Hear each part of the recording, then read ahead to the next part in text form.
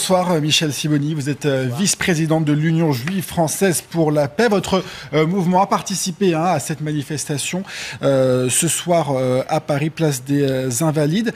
Une autre manifestation est prévue samedi prochain. La police souhaite l'interdire pour cause de risques graves de troubles à l'ordre public. Est-ce que vous comprenez cette décision ?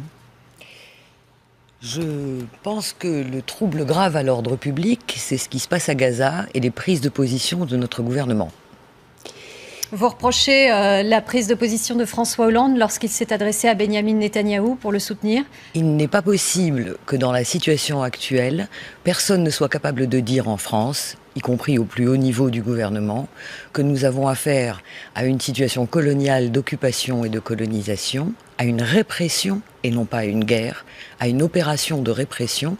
Benyamin Netanyahou a dit hier que si on s'attaquait à Israël, puisqu'il y a eu un mort israélien hier, le premier mort versus 200... Oui, mais il y a tous les jours des tirs de roquettes sur l'État hébreu, ça vous ne pouvez pas le nier.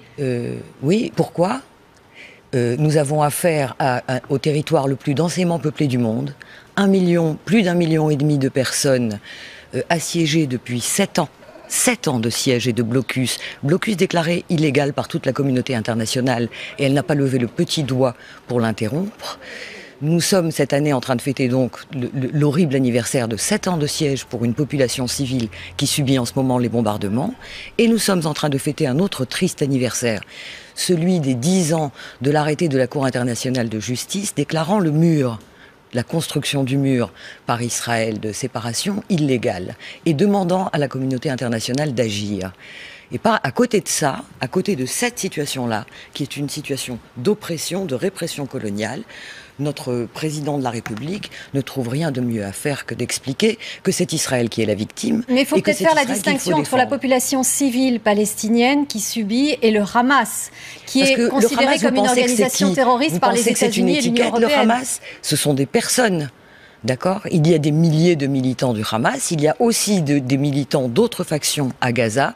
Tous subissent la répression.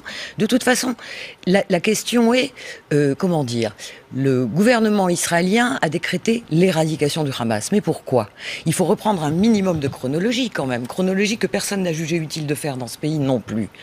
Nous avons eu, après l'échec des négociations, la constitution d'un gouvernement d'union nationale avec Mahmoud Abbas pour l'autorité palestinienne, incluant le Hamas, d'accord ? Et prévoyant de ramener Gaza au sein de la Palestine, puisque Gaza est exclu et complètement mise à l'écart. À partir de ce moment-là, qu'a dit le gouvernement de Netanyahou ? Il a dit qu'il ne l'acceptait pas, alors que les États-Unis et l'Union européenne ont accepté le gouvernement d'union nationale. Et il a dit qu'il attaquerait le Hamas. Il y a eu le premier prétexte a été la capture de 3 colons que le Hamas n'a jamais revendiqué, et si ça se trouve, il n'a rien à voir avec cette affaire. Beaucoup de gens le disent aujourd'hui.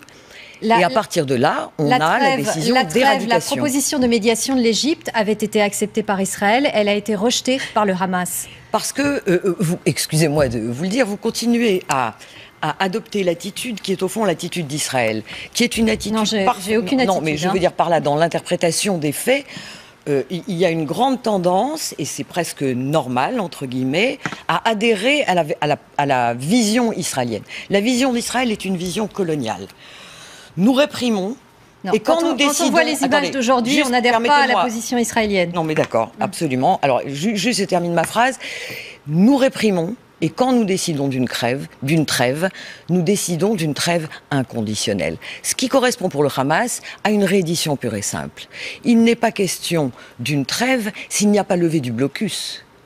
Ça, toutes les organisations qui manifestent en France, le collectif national en tête, le demandent. Lever du blocus, mis fin du blocus.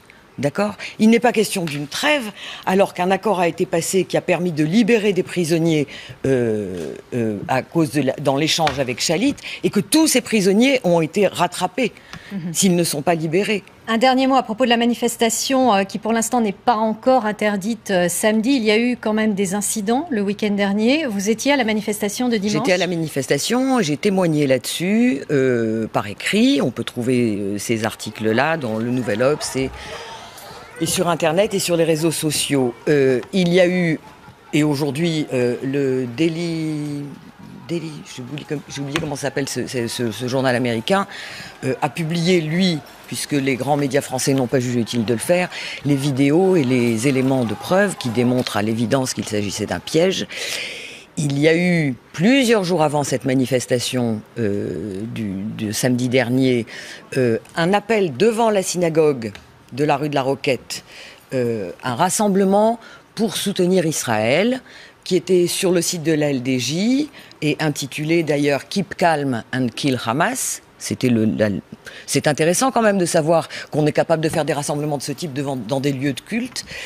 Et toute une préparation à l'attaque de la manifestation qui est visible sur Internet. On en a les preuves, on a les copies d'écran, etc. Et nous avons assisté, nous, aux provocations de la LDJ qui ont été absolument calmées par tout le service d'ordre et qui étaient là pour attirer des gens dans la rue de la Roquette de manière à pouvoir déclarer, évidemment. Si vous voulez, c'est une vieille pratique. On sait, quand on sait qu'on a perdu la bataille, la bataille de la popularité, il y a une touche sur laquelle il faut appuyer. Et dans ce pays, c'est une touche connue, c'est la touche de l'antisémitisme. Et je voudrais juste... rapidement, s'il vous plaît, très rapidement, allez-y. D'accord. Je voudrais dire qu'il y a des manifestations dans le monde entier, pas qu'en France. Il y a des manifestations devant des salles de presse et devant des rédactions, notamment en Angleterre devant la BBC, pour exiger que la vérité soit dite. Il y a un seul pays au monde qui prétend interdire les manifestations de soutien à Gaza, c'est la France. Merci beaucoup, Michèle Sibony. Merci Michèle Sibony, vice-présidente de l'Union juive française pour la paix.